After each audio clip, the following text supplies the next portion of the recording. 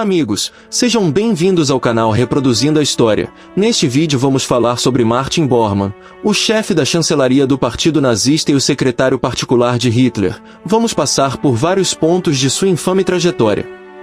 Martin Bormann foi uma figura central no regime nazista, um dos homens mais poderosos e também um dos mais influentes do Terceiro Reich.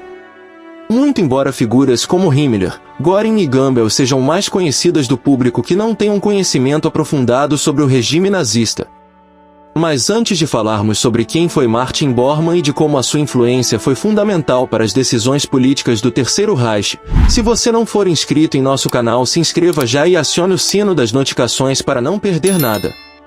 Se você também, assim como eu, que adora ler livros que abordam a Segunda Guerra Mundial e as estruturas do Terceiro Reich, deixarei na descrição e no primeiro comentário fixado links para você adquirir grandes livros para elevar o seu conhecimento histórico. Desde já, eu conto com a sua ajuda.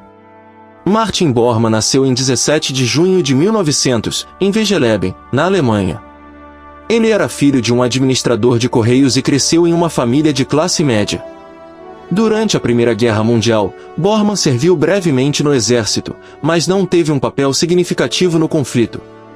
Após a guerra, Bormann trabalhou em várias funções, incluindo como fazendeiro e em uma empresa de fertilizantes. Ele se envolveu em atividades políticas extremistas, unindo-se a movimentos nacionalistas e antissemitas. Bormann entrou para o Partido Nazista em 1927 e rapidamente ascendeu nas fileiras do partido. Ele era conhecido por sua eficiência administrativa e lealdade inabalável a Adolf Hitler. Antes de entrar no Partido Nazista, Bormann já tinha se envolvido com grupos de extremistas na Alemanha. Após a Primeira Guerra Mundial, ele se associou a movimentos nacionalistas e antissemitas, o que refletiu o ambiente de ressentimento e agitação política que permeava a Alemanha na época. Em 1923, Bormann foi condenado a 1 ano de prisão por sua participação no assassinato de Walter Kadow, um professor que foi acusado, falsamente, de trair o membro do partido nazista Albert Leuschlageter para os ocupantes franceses na região do Ruhr. Esse envolvimento com a violenta política extremista ajudou a estabelecer suas credenciais dentro dos círculos nacionalistas. Bormann ingressou formalmente no Partido Nazista em 1927, 2 anos após sua libertação da prisão. Ele se afiliou ao partido com o número de membros 60.508, numa época em que o Partido Nazista ainda estava se reorganizando após o fracasso do Putsch da cervejaria de 1923. Bormann mantinha uma relação funcional com as SA, mas ele não esteve envolvido diretamente na liderança ou nas operações diárias da organização. Suas principais responsabilidades estavam ligadas à administração interna do partido e ao apoio a Hitler. Embora ele tenha sido membro das SA, sua influência dentro desta organização era limitada comparada a outros líderes nazistas, como Ernst Röhm, que comandava as SA. Após entrar no Partido Nazista, Bormann começou a se destacar por sua habilidade administrativa e por seu trabalho incansável. Ele começou como gerente de seguros do partido, e rapidamente subiu nas fileiras. Em 1928, Bormann tornou-se chefe da Liga das Vítimas de Guerra, uma organização que fazia parte do movimento nazista e que cuidava dos interesses dos membros do partido que haviam lutado na Primeira Guerra Mundial. Em 1933, Bormann foi nomeado chefe de gabinete de Rudolf Hess, que era o vice de Hitler e um dos principais líderes do Partido Nazista. Essa posição colocou Bormann em contato direto com a liderança do partido e lhe permitiu construir uma rede de influência dentro da organização. Durante a Noite das Longas Facas em 1934, quando Hitler ordenou a purga das SA para eliminar seus principais líderes e consolidar o poder, Bormann não desempenhou um papel de destaque. Ele esteve mais focado em fortalecer sua posição dentro do partido e garantir a lealdade dos membros ao Führer. Após a purga das SA, Bormann focou mais na administração do partido e no controle burocrático, especialmente na gestão das propriedades do partido e na supervisão de assuntos internos. Ele se distanciou das SA e se concentrou em expandir sua influência dentro da estrutura do partido. A entrada de Bormann no Partido Nazista marcou o início de uma ascensão meteórica ao poder dentro do Terceiro Reich. Ele era conhecido por ser extremamente leal a Hitler e por sua capacidade de manobra política. Seu papel como administrador eficiente e operador de bastidores foi fundamental para consolidar seu poder, especialmente após a ascensão de Hitler ao poder em 1933. Seus atributos permitiram que ele se tornasse um dos homens mais poderosos da Alemanha nazista, controlando o acesso a Hitler e influenciando muitas das políticas mais nefastas do regime. Em 1941, após Hess fugir para o Reino Unido, Bormann assumiu o controle da chancelaria do Partido Nazista, consolidando seu poder dentro do regime. Ele controlava o acesso a Hitler, o que lhe dava uma influência considerável sobre as decisões políticas do ditador. Como secretário do partido, Bormann tinha autoridade sobre quase toda a burocracia interna. Ele supervisionava a correspondência, coordenava as atividades do partido em todas as regiões da Alemanha e administrava as finanças do partido. Essa posição lhe deu controle sobre a organização do partido e sobre a implementação das políticas nazistas em todo o país. A partir dessa posição, Bormann se tornou o intermediário indispensável entre Adolf Hitler e os líderes do partido. Ele filtrava as informações que chegavam a Hitler e tinha o poder de decidir quais questões eram levadas ao conhecimento do Führer. Esse controle sobre o fluxo de informações ampliou significativamente a influência de Bormann sobre as decisões do regime. Bormann era conhecido por sua lealdade incondicional a Hitler. Ele usou sua posição para fortalecer a autoridade de Hitler dentro do partido, eliminando rivais políticos e assegurando que as ordens de Hitler fossem executadas sem questionamentos. Sua lealdade e eficiência administrativa o tornaram uma das figuras mais confiáveis de Hitler. Martin Bormann também era conhecido por sua capacidade de intriga e manipulação dentro do círculo íntimo do poder nazista. Ele desenvolveu várias rivalidades significativas, principalmente devido ao seu desejo de centralizar o poder em suas mãos e de controlar o acesso a Hitler. Aqui estão algumas das principais rivalidades envolvendo Bormann. Bormann e Himmler tinham uma relação complicada. Himmler, como chefe da SS e um dos homens mais poderosos da Alemanha nazista, inicialmente via Bormann como um aliado útil. No entanto, à medida que Bormann consolidava seu poder, especialmente depois de 1941, ele começou a interferir nos domínios de Himmler. Bormann tentava limitar a influência de Himmler sobre Hitler, criando tensões entre os dois. Göring, inicialmente visto como o segundo em comando de Hitler, entrou em confronto com Bormann, que gradualmente começou a minar sua posição. Bormann usava sua proximidade com Hitler para influenciar decisões e diminuir a influência de Göring, especialmente na fase final da guerra. A relação entre os dois deteriorou-se gravemente, e Göring acabou sendo marginalizado politicamente. Embora Goebbels e Bormann colaborassem em várias questões, sua relação era caracterizada por uma rivalidade latente. Goebbels, como ministro da propaganda, tinha grande influência sobre a opinião pública, mas Bormann tentava ampliar seu controle também sobre essa área. Além disso, Goebbels desconfiava da ambição e da crescente influência de Bormann. Speer, o ministro do armamento, também teve desentendimentos com Bormann. Embora ambos tivessem que colaborar estreitamente, Bormann frequentemente tentava interferir na esfera de influência de Speer, especialmente em questões relacionadas à economia de guerra e aos recursos do Estado. Speer via Bormann como um burocrata manipulador, enquanto Bormann considerava Speer um rival perigoso, devido à sua proximidade com Hitler e sua popularidade. Antes do voo de Hess para a Escócia em 1941, ele era um dos principais rivais de Bormann.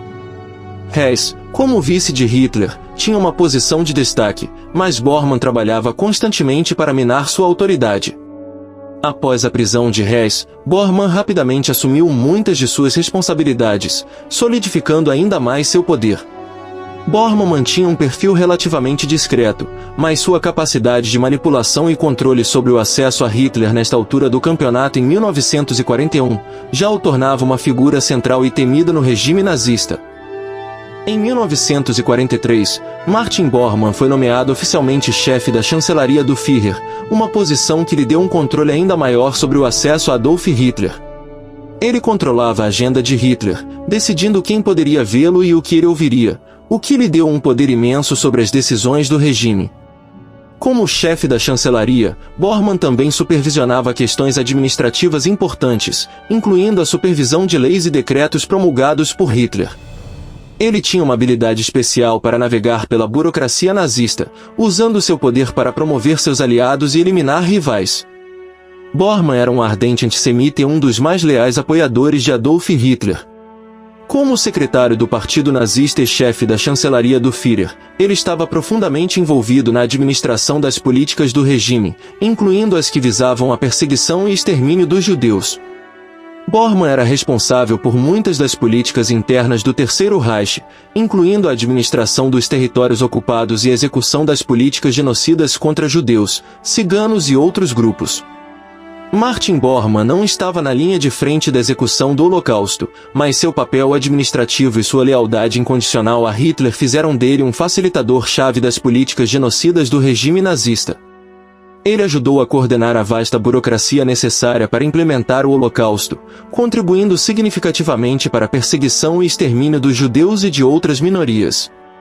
Bormann foi assim um dos principais propagadores da ideologia nefasta nazista, que justificava o Holocausto como uma necessidade para a sobrevivência da raça ariana. Sua comunicação interna e ordens eram impregnadas de uma retórica que desumanizava os judeus e outras minorias, ajudando a criar um ambiente em que o genocídio poderia ser conduzido sem resistência significativa. Embora não fosse membro da SS, Bormann mantinha uma estreita coordenação com Heinrich Himmler e outros líderes da SS para assegurar que as operações de deportação e extermínio fossem executadas eficientemente. Ele apoiava e facilitava as operações logísticas necessárias para a condução do Holocausto. Bormann também esteve envolvido na expropriação de propriedades judaicas. Ele garantiu que os bens confiscados dos judeus fossem redistribuídos ou utilizados para apoiar o esforço de guerra nazista, e que qualquer resistência ou obstrução a esses processos fosse eliminada. Diante do que acabamos de citar, a influência de Bormann no alto escalão do Terceiro Reich foi fundamental para a continuidade e a intensificação dessas atrocidades do regime. Nos últimos dias da Segunda Guerra Mundial, Martin Bormann esteve no centro dos eventos caóticos que marcaram o colapso do Terceiro Reich. Com a derrota da Alemanha nazista iminente e as tropas soviéticas avançando sobre Berlim, Bormann, junto com outros membros do círculo íntimo de Adolf Hitler, refugiou-se no Führerbunker, o complexo subterrâneo sob a chancelaria do Reich, em Berlim. Lá, ele continuou a exercer sua influência sobre Hitler até os últimos dias do ditador. Embora Bormann ainda tentasse manter alguma ordem administrativa, a situação caótica e o cerco de Berlim reduziram sua eficácia. Ele esteve presente quando Hitler ditou seu testamento político em 29 de abril de 1945, no qual Bormann foi nomeado executor. Após o suicídio de Adolf Hitler em 30 de abril de 1945, Bormann, junto com outros membros do bunker, tentou escapar de Berlim para evitar a captura pelas forças soviéticas. Na noite de 1º de maio de 1945, Bormann e um grupo de oficiais do bunker, incluindo o médico pessoal de Hitler e o líder da juventude hitlerista, deixaram o bunker e tentaram romper as linhas soviéticas para alcançar as tropas alemãs ao norte de Berlim. Bormann desapareceu durante essa tentativa de fuga, e seu destino permaneceu incerto por décadas. Relatos conflitantes surgiram, com algumas testemunhas afirmando que ele havia sido morto por soldados soviéticos, enquanto outras sugeriram que ele teria cometido suicídio com cianeto. Por muitos anos, surgiram teorias da conspiração de que Bormann teria escapado e vivido em exílio, mas essas teorias absurdas nunca foram comprovadas. Em 1972, restos mortais encontrados em Berlim foram identificados como sendo de Bormann, o que foi confirmado por análise de DNA em 1998. Acredita-se que ele tenha morrido em 2 de maio de 1945, próximo à estação ferroviária de Lehrter, em Berlim, possivelmente por suicídio com cianeto. Como sabemos, Bormann não foi capturado, ele então foi julgado em absentia no Tribunal Militar Internacional de Nuremberg em 1946. Ele foi condenado à morte por crimes de guerra e crimes contra a humanidade, mas a sentença obviamente nunca foi executada. A confirmação da morte de Bormann em 1972 encerrou assim décadas de especulação sobre seu destino, mas seu papel na liderança nazista e sua responsabilidade pelos crimes do regime permanecem como uma mancha indelével em sua memória. Martin Bormann é lembrado como um dos mais leais e eficientes membros do círculo interno de Hitler. Sua influência dentro do regime nazista, especialmente durante os anos finais da Segunda Guerra Mundial, foi imensa, e ele desempenhou um papel crucial na administração das políticas genocidas do Terceiro Reich. A história o julga como um dos principais responsáveis pelas atrocidades cometidas durante o Holocausto. A lealdade de Bormann, sua habilidade administrativa e seu talento para intriga política o tornaram indispensável para a liderança nazista. Esses atributos permitiram que ele se tornasse um dos homens mais poderosos da Alemanha nazista, controlando o acesso a Hitler e influenciando muitas das políticas mais nefastas do regime.